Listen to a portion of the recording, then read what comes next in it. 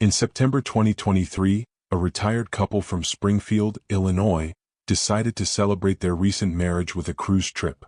They had been married for only 2 months and saw this vacation as a chance to spend quality time together. The journey started from Miami, Florida, aboard a large cruise ship traveling through the Caribbean. Friends and family described them as a quiet couple who enjoyed traveling, but no one expected that this trip would become the setting for a tragic event. Richard Thompson, 68, was a retired accountant who had lived in Springfield, Illinois for most of his life. Friends described him as reserved, careful with money, and someone who preferred a quiet routine. He had been divorced for many years before meeting Linda Parker, a 66-year-old retired schoolteacher. Linda had lived in the same city and was known for her friendly and sociable nature. She enjoyed gardening, reading mystery novels, and spending time with her grandchildren from her previous marriage. The two met in early 2022 at a local community center during a seniors' social event. They discovered shared interests in travel and music, which led to regular meetings, dinners, and short weekend trips. Over time, their relationship became serious, and by the summer of 2023, Richard proposed. Friends noted that the engagement seemed quick, but both appeared genuinely happy. They decided to marry in a small ceremony attended by close family members. The wedding took place in Springfield in July 2023. Because both had been married before, they wanted something simple, without large gatherings or elaborate receptions. Soon after, they began planning a honeymoon. Linda had always dreamed of going on a cruise, and Richard agreed, although he had never been on one before. After some research, they booked a 7-day Caribbean cruise that would depart from Miami, Florida, in September. The cruise itinerary included stops in the Bahamas, Jamaica, and the Cayman Islands. They chose a mid-sized suite with a balcony, wanting both comfort and privacy during their trip. Before departure, they spent a few days in Miami, visiting local attractions and preparing for their journey. On the morning of the cruise, they arrived at the port early, checked in, and boarded the ship along with hundreds of other passengers. The atmosphere was lively, with music playing on deck and staff greeting travelers. During the first days on board, other passengers noticed that Richard and Linda kept mostly to themselves. They attended a few evening shows, ate dinner in the main dining hall, and occasionally walked along the deck. Linda seemed to enjoy the view and often took photos of the ocean, while Richard appeared more reserved, sometimes sitting quietly while she explored the ship. Although their interactions in public were polite, some passengers later recalled that Richard sometimes appeared distant or distracted. Linda, on the other hand, seemed enthusiastic about the trip, talking to other guests about the ports they would visit and the activities she wanted to try. The cruise progressed without incident at first. They visited their first port of call in the Bahamas, spending the day on a guided tour and returning to the ship in the evening. Linda seemed cheerful and took many pictures, while Richard stayed quieter, occasionally checking his phone. By the third day, the ship was en route to Jamaica. The weather was clear, and most passengers spent time on the upper deck enjoying the sun. Richard and Linda had breakfast together in the ship's restaurant, after which Linda mentioned she wanted to shop for souvenirs at the next port. Richard reportedly responded briefly and did not engage much in the conversation. That evening, they attended a live music performance in the lounge area. They sat together but spoke little during the show. One couple seated nearby noticed that Linda tried to start conversations, while Richard often responded with short answers. To outsiders, it may have looked like a simple difference in personalities, but these small observations would later become important in reconstructing the events that followed. By all accounts, at this point in the journey, nothing seemed outwardly alarming. The couple had only been married for a short time, and a cruise is often a setting for relaxation and enjoyment. The idea that the trip would end in tragedy was far from anyone's mind. The ship continued its voyage, carrying the couple toward the next destination, unaware of the tension that was quietly growing between them. On the 4th day of the cruise, the ship arrived in Montego Bay, Jamaica. Passengers disembarked early in the morning to enjoy tours, beaches, and shopping. Richard and Linda joined a small group excursion that visited local markets and historical sites. Several members of the group later recalled that Linda seemed excited, bargaining with vendors for handmade jewelry and small souvenirs. She appeared relaxed and happy. Richard, however, seemed less engaged. He walked behind the group, rarely joining conversations, and occasionally looked irritated when Linda lingered too long at certain stalls. At one point, a tour guide noticed Richard checking his watch repeatedly while Linda tried on a necklace. While it could have been simple impatience, it stood out to those who later recalled the day. In the afternoon, the group returned to the ship. Linda carried several shopping bags, smiling as she showed Richard what she had bought. Witnesses remembered that Richard's reaction was subdued. He gave a short nod and continued walking toward their cabin. Back in their suite, cabin staff recalled hearing a muffled argument.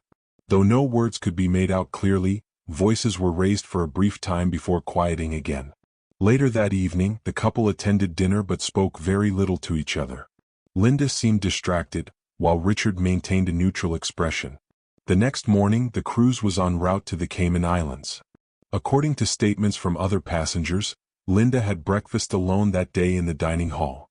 She told a couple seated nearby that Richard was resting in the room and that he wasn't feeling like joining the morning activities. She seemed calm but less cheerful than before. Later that afternoon, Richard and Linda were seen walking together on the deck. A crew member passing by heard them speaking in low tones. Linda's voice sounded firm as if she was trying to make a point, while Richard's responses were short and quiet. They stood near the railing for several minutes before returning inside. That evening, the cruise hosted a formal dinner event where passengers were encouraged to dress up. Linda attended alone, wearing a navy blue dress, and spent much of the evening speaking with another passenger she had met earlier on the trip. Richard did not attend the dinner and stayed in the cabin. Linda later returned to their room shortly before midnight. The following day brought a noticeable shift in their behavior. Several passengers reported seeing the couple together less frequently. When they were together, their interaction seemed tense. One passenger remembered seeing Richard walking alone on the deck early in the morning, staring out at the water with his hands in his pockets. By the 6th day of the cruise, the ship was heading back toward Miami. That evening, during a quiet period when most passengers were at dinner or watching a show, a steward passed by Richard and Linda's cabin and heard another raised exchange of voices. The tone suggested frustration, though no specific words could be understood. Around 9:30 p.m., Linda was last seen alive by a passenger in the hallway, carrying a cup of tea back toward her cabin. She appeared tired but nodded politely in passing. Security cameras confirmed her return to the suite a few minutes later. Over the next hour, no one else saw Linda. Crew members would later testify that the cabin's "Do Not Disturb" sign was placed on the door later that night. The next morning, Richard appeared alone at breakfast. He told a table-mate that Linda was sleeping in and that she had not been feeling well. He spent the morning quietly reading in one of the ship's lounges. That evening, as the ship approached its final night at sea, the absence of Linda began to draw concern from a few passengers who had spoken to her earlier in the trip. When asked by one of them where she was, Richard repeated that she was resting. However, later that night, a member of the housekeeping staff attempted to deliver a notice to their cabin and received no answer, despite hearing faint movement inside. What no one knew yet was that the tension between Richard and Linda had reached a critical point. The small signs noticed by other passengers, the silences, the separate activities, the closed door, were pieces of a larger situation that was about to unfold into a serious and irreversible act. The final day of the cruise began with partly cloudy skies and a calm sea as the ship moved steadily toward Miami. Passengers spent the morning enjoying the last hours of their vacation, swimming in the pool, taking photos, and packing their belongings. Richard was seen briefly in the late morning walking along the deck alone. Several people noted that he seemed deep in thought, avoiding eye contact and keeping his hands in his pockets. He did not join any scheduled activities and appeared to be keeping to himself. By midday, Linda had still not been seen by anyone outside their cabin. A close acquaintance she had met earlier on the cruise grew concerned and decided to stop by their room. When she knocked, Richard opened the door only slightly, telling her Linda was still resting and did not want to be disturbed. His tone was calm but brief, and he quickly closed the door. Later in the afternoon, Linda was finally spotted by a crew member in one of the quieter lounges.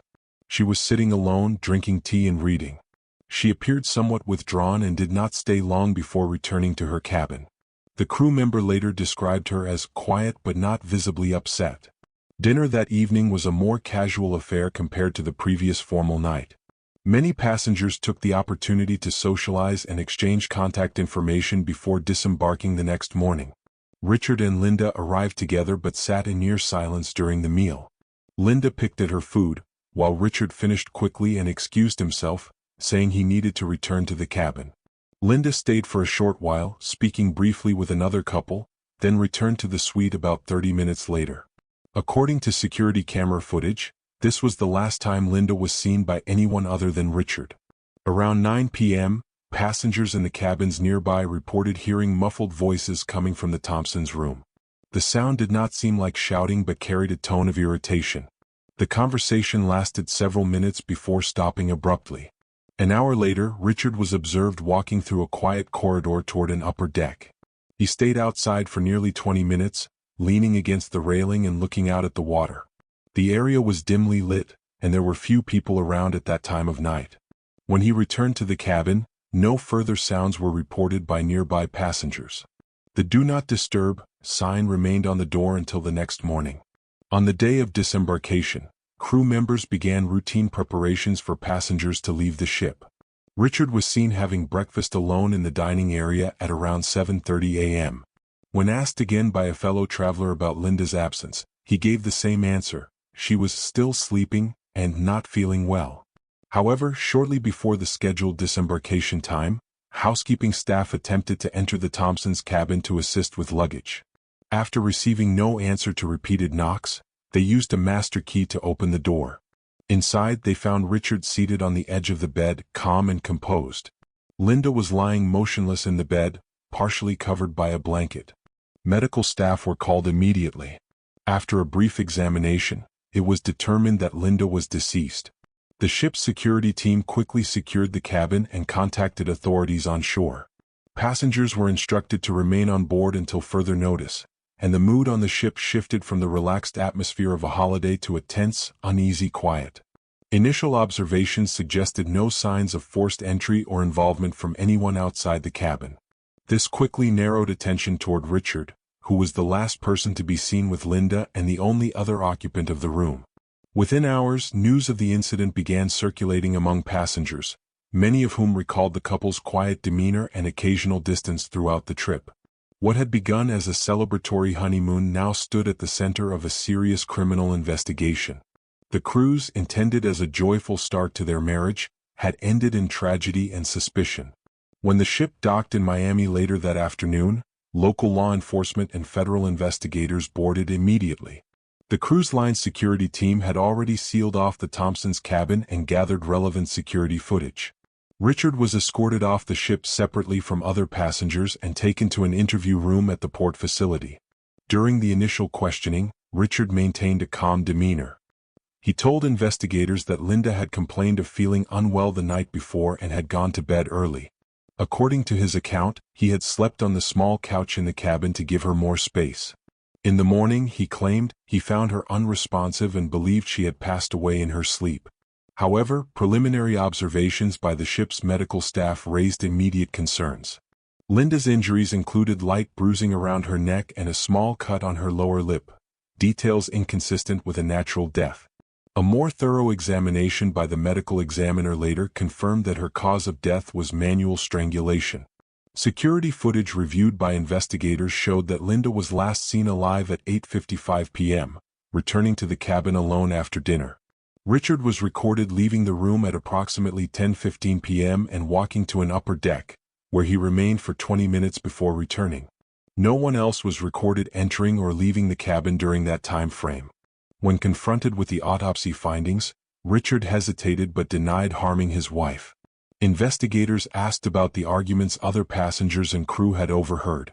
Richard admitted they had disagreements but described them as minor marital issues and denied any physical altercation.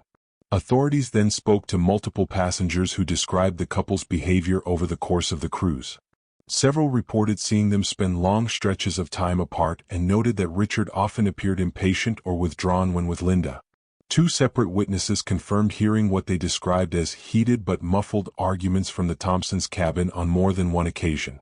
With the physical evidence from the autopsy, the security camera timeline, and the witness statements, investigators determined they had sufficient probable cause to arrest Richard on suspicion of murder. He was taken into custody directly from the port and transported to the Miami-Dade County Jail. The arrest shocked many passengers, some of whom had just spent a week on the same ship, crossing paths with the couple daily.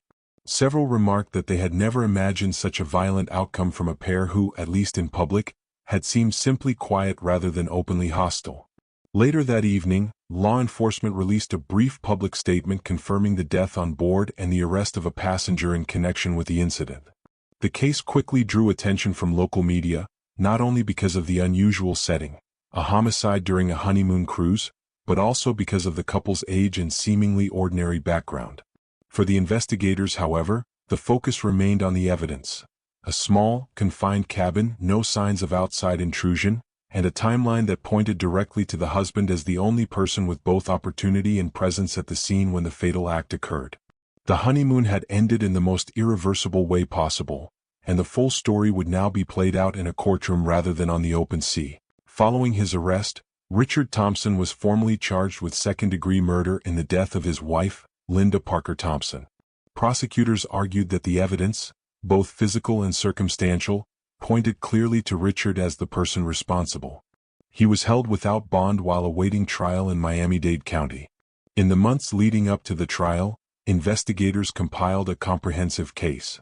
The prosecution's file included the ship's security footage, audio statements from passengers and crew, the autopsy report confirming manual strangulation, and forensic evidence from the cabin.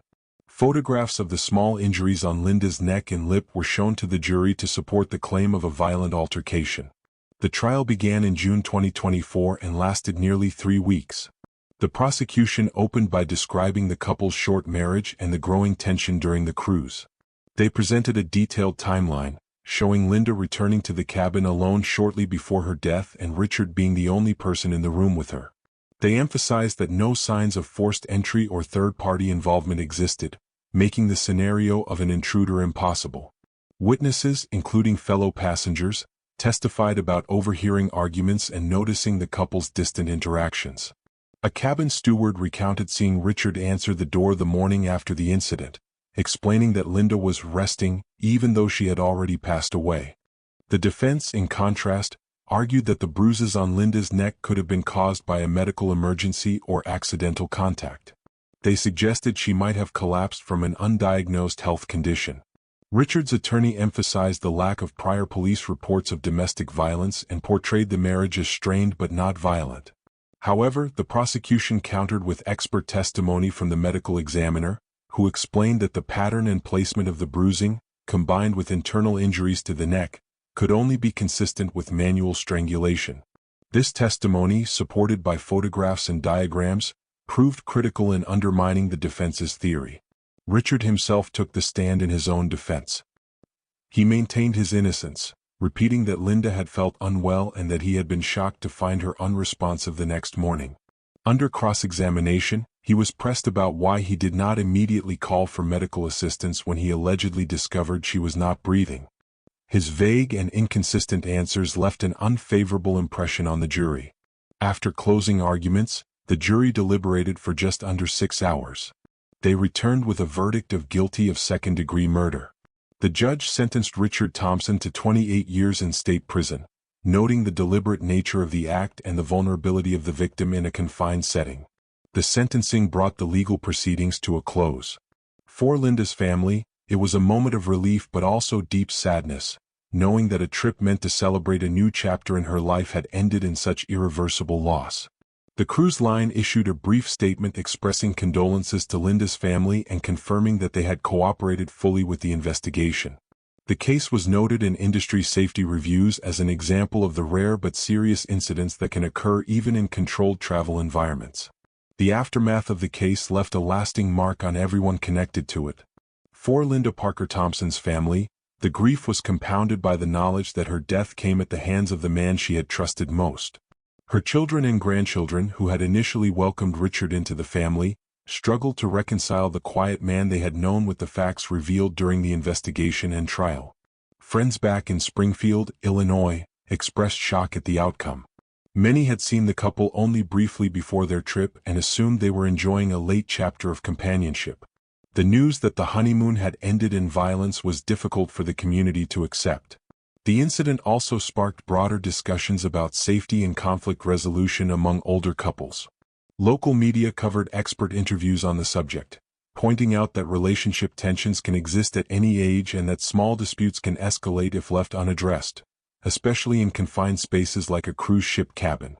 The cruise industry, while emphasizing that such cases are extremely rare, used the event as a reminder to train crew members on recognizing signs of distress among passengers. Although the ship's staff had noted some tension between Richard and Linda, they did not have a formal protocol for intervening unless there was an explicit request for help or visible danger. For those who had been on the same voyage, the memory of the trip was permanently altered. Passengers who had shared dinners or conversations with Linda replayed their interactions, wondering if they had missed subtle signs of trouble. Some described feeling unsettled for months afterward, recalling how ordinary the days at sea had seemed before the sudden shift in atmosphere.